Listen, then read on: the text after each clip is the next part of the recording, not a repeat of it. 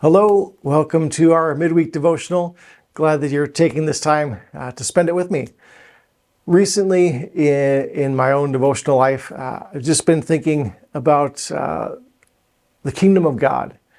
And I've been reading in the Old Testament and just seeing how God had established Israel as a nation and set himself up. He was the ruler and authority over them. All the laws and regulations had to do with how they related to God with their cleanliness laws and such. And then also a bunch of rules and regulations that guided their civil behavior towards one another and how they behaved towards the outside nations. And this set them apart as God's people and differentiated them from the rest of the world. And but in the time of Jesus and in the time we live in today, we don't live in that structure. We live under other nations, governing authorities, and yet Jesus still taught about his kingdom.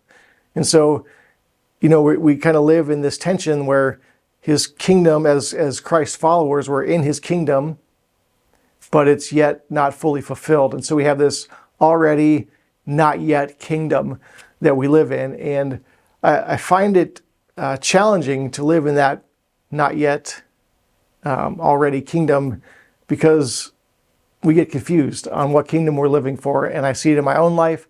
I observe it in others' lives that we build up kingdoms of self, kingdoms of family, kingdoms of career, kingdoms of other governments, right? Of our own government. And we think that if by somehow accomplishing greatness in these things is what it's all about. And even the disciples struggled with this. We've been in Matthew 20, and the disciples were the ones who walked the closest with Jesus in physical proximity, touching, hearing, listening, following. And even they got this kingdom confusion going on in their own lives. And we see in Matthew 20, Jesus gives a pretty clear description of what's awaiting him once they reach Jerusalem, that he would be handed over to the Gentiles to be crucified, and then he would raise to life on the third day.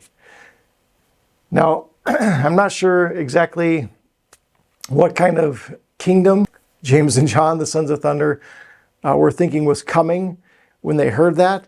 But they seemed to be excited about it, and they wanted to make sure that they had seats of prominence and importance. And I'm sure they were just sitting there talking to each other and hyping themselves up. They're like, whoa, whoa, whoa, thunder! Whoa, whoa, whoa, thunder! And of course they had to get mommy's help just to make sure all these things would happen, right? And Jesus doesn't only grab those two, but he gathers all the disciples together and he says, you guys have this kingdom confused. This is not what my kingdom is all about. If you want to be great in my kingdom, you need to be a servant. And then Jesus points to his own life. He says, I didn't come to be served, right? I came to serve others. I came to serve you. So much so that I'm going to give my life as a ransom for many.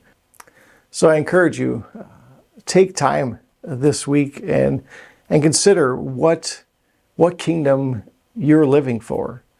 And how might you be called to just humbly submit to whatever God is calling you to submit to in order to build the kingdom of God.